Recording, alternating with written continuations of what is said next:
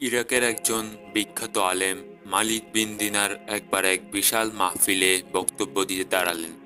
এক শ্রোতা বলে উঠলেন, আপনার বক্তব্য শুরু করার আগে আমাকে একটি প্রশ্নের উত্তর দিন। মালিক বিন দিনার তাকে প্রশ্নের অনুমতি দিলেন। বয়স্ক শ্রোতা বললেন, আজ থেকে প্রায় 10 বছর আগে আমি আপনাকে মাতাল অবস্থায় পড়ে থাকতে দেখেছি।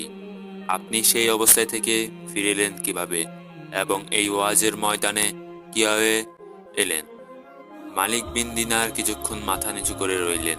তারপর বললেন, ঠিক বলেছেন, আমি সেই ব্যক্তি। তাহলে শুনুন। একদিন এক কদর রাতে মদের দোকান বন্ধ ছিল। দোকানদারকে অনেক অনুরোধ করে এক বোতল মদ কিনে বাসায় চলে আসলাম। বাসায় গিয়ে খাবো এই শর্তে। বাসায় ঢুকলাম, ঢুকেই দেখি আমার স্ত্রী সালাত আদায় করছে। আমি আমার ঘরে চলে গেলাম এবং বোতলটা টেবিলে রাখলাম। আমার 3 বছরের শিশু মেয়েটা দৌড়ে এলো, টেবিলের সাথে ধাক্কা খেয়ে মদের বোতলটি মাটিতে পড়ে গেল।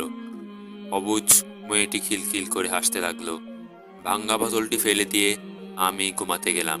সেই রাতে আর মদ খাওয়া হলো না। পরের বছর আবার লাইলাতুল কদর এলো। আমি আবার মদ নিয়ে বাড়ি এলাম, বোতলটা টেবিলে রাখলাম। হঠাৎ বোতলটার দিকে তাকাতেই আমার বুকটা কান্নায় ফেটে গেল। 3 মাস আগে আমার শিশুকন্যাটি মারা গিয়েছে। বোতলটি বাইরে ফেলে দিয়ে আমি আবার ঘুমিয়ে পড়লাম। স্বপ্নে দেখেছি এক বিরাট সাপ তাড়া করছে আমাকে। এত বড় সাপ আমি জীবনে কখনোই দেখিনি। আমি ভয়ে দৌড়াচ্ছি। এমন সময় এক দুর্বল বৃদ্ধকে দেখলাম। বৃদ্ধ আমাকে বলল, আমি খুব দুর্বল এবং ক্ষুধার্ত। এই সাপের সাথে আমি পারবো না। তুমি ওই পাহাড়ের দিকে যাও। আমি সেই পাহাড়ের দিকে উঠে দেখলাম আগুন জ্বলছে আর পিছনে এগিয়ে আসছে সেই বড় সাপটি।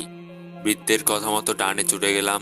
সামনে গিয়ে দেখলাম একটি সুন্দর বাগান, যেখানে বাচ্চারা খেলছে। গেটে দারোয়ান দাঁড়িয়ে আছে। দারোয়ান আমাকে দেখে বলল, বাচ্চারা দেখো তো, এই লোকটিকে চিনো কিনা?